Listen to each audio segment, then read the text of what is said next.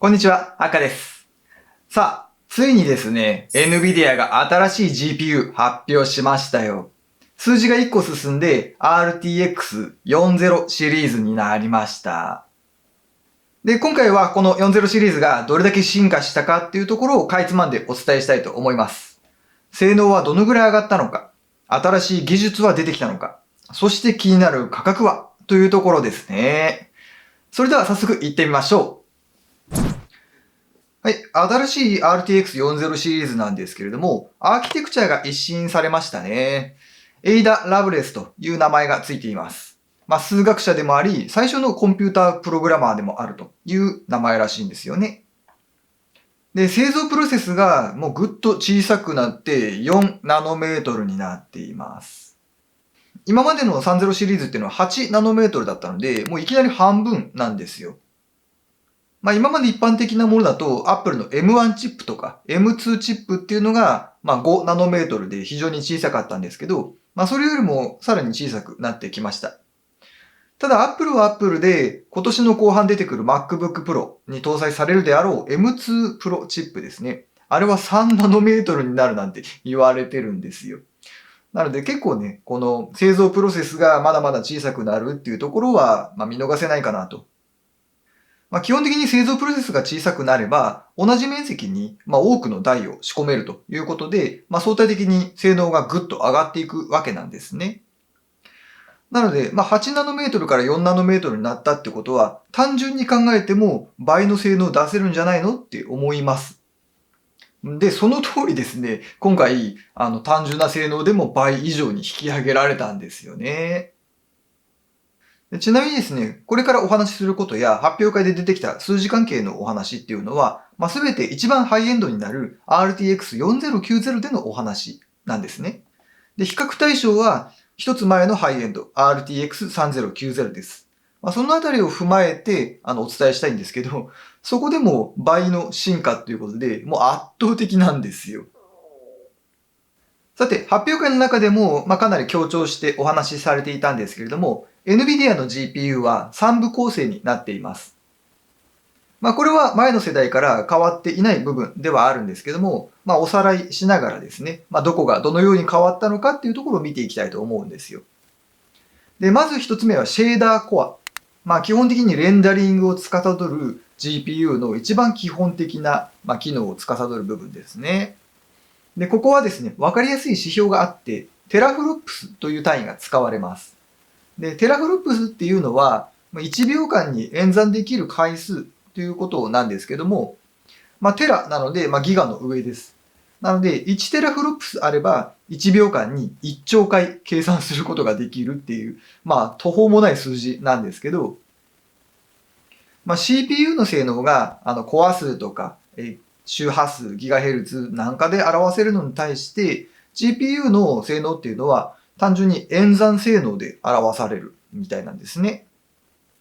で、ここが RTX4090 は90テラフロップスまで引き上げられました。で、RTX3090 っていうのは40テラフロップスだったんですね。なので、もうすでにここで倍以上の差がついています。二つ目は RT コア、レイトレーシングを司る部分です。GForce のシリーズの中では RTX って名前になってから搭載されましたね。GTX のシリーズにはないものです。で、ここがですね、RTX20 の第1世代、RTX30 の第2世代、そして RTX40 で第3世代に進化したと。で、ここもですね、ざっくり性能が2倍になっているようなんですよね。これはですね、レイトレーシング対応のゲームとか、3DCG とかレンダリングっていうものをやる人じゃないと、恩恵は受けづらいかなというところではあります。ただそういった対応のゲーム増えてますよね。日常的にそういったものをやる方、特にですね、フライトシミュレーターや、レーシングシミュレーター、そういった部分を、がっちり遊びたいっていう人には、ものすごく恩恵の深い部分です。そして3つ目がテンサーコアと言われる部分で、ここはディープラーニング、要は AI 性能を表すところなんですね。で、今は自作 PC で言えば CPU よりも GPU の方がこういった AI 性能っていうのは高くなっています。Apple の M1 チップなんかにもニューラルエンジンって言って、このテンサーコアに相当するものが載っけられていますよね。考えとしては同じだと思うんですけど、このテンサーコアが第4世代になっています。で、今回ですね、ここの進化がかなりポイントになってるなと感じるんですよ。はい。では、ここからは新しい技術について紹介したいと思います。まず一つ目は、レイトレーシングに関する部分です。シェーダーエクスキューションリオーダリング。もう、なんのこっちゃなんですけど、日本語字幕ではシェーダー実行リオーダリングって言って、リオーダリングはちょっと訳されてなかったですよね。まず、シェーダーっていうのは、レンダリングするのに、シェーダーコア使って描画してますよっていう部分で、理解はしやすいと思うんですけど、そのシェーダーを実行するときに、リオーダリング、再配置するっていう意味なんですよ。直訳するとですね、なんとなく意味分かってくるかと思うんですけど、これは RT コアが光をこう反射、シミュレートしますよね。で、そのシミュレートした結果を、シェーダーの方に、描画してくださいねという形で、命令をするわけなんですけれども、そのシェーダーもですね、こう、言われた通り順番にレンダリングしていくと、効率が悪いわけですよ。これは発表会の映像を見てもらった方が、理解が早いとは思うんですけど、このシェーダーエクスキューションリオーダリングっていう機能を、挟み込むことで、シェーダーの描画をですね、似たようなカテゴリーのものをこう塊で描画していくっていう風に変わるというところなんですね。実行する順番を変えるっていうような意味合いなんですよ。そうですね。例えるんであれば、画像1枚生成するのに、上からこうピーッと書いていくよりは、同じ色とか、同じこうテクスチャのものだけをこうまとめて描画した方が効率がいいよねって、そんな考え方になると思います。シェーダーエクスキューションリオーダリングっていうのもあっても、これはレイトレに限った話なので、あんまり関係ないかなって思ってる方多いと思います。画質よりもスピード優先、FPS を上げたいっていう方には、こちらの技術が効いてきます。はい。DLSS が3世代目、DLSS3 になりました。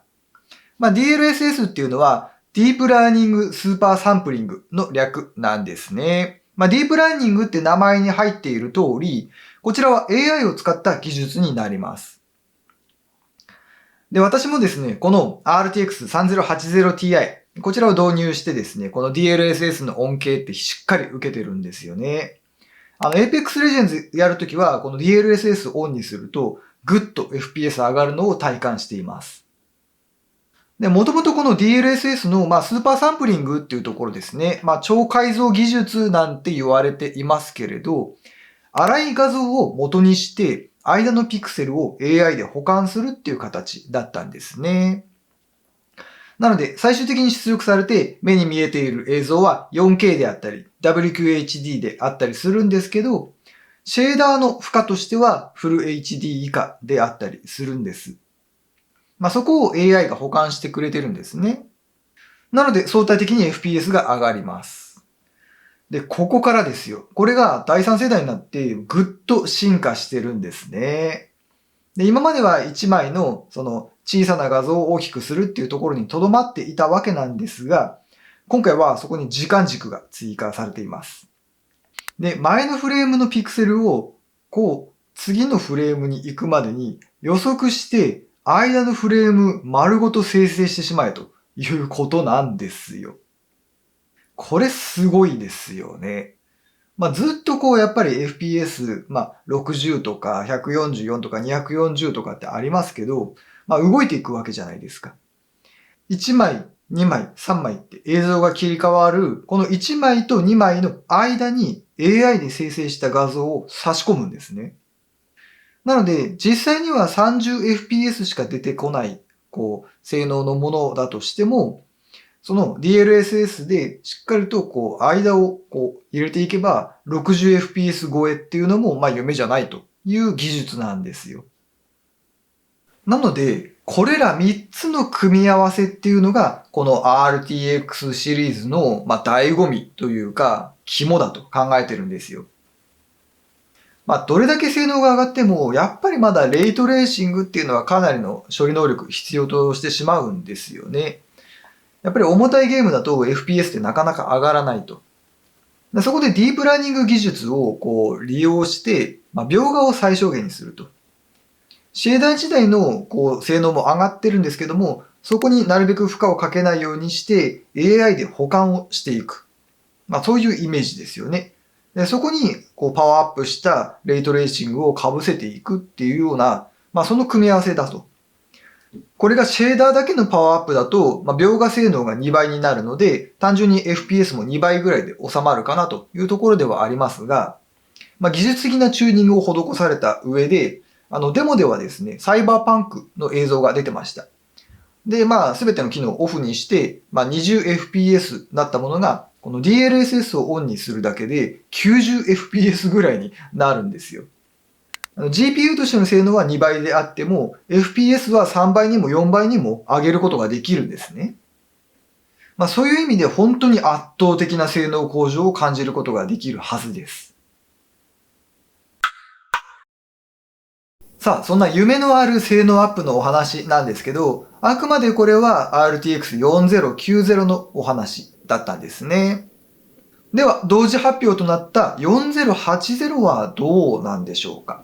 もちろん新しい技術や、性能の進化っていうのはあるんですけれども、まず RTX4080 って2種類登場します。で、ビデオメモリが 16GB あるものと 12GB あるものですね。今のこの RTX3080Ti が 12GB になります。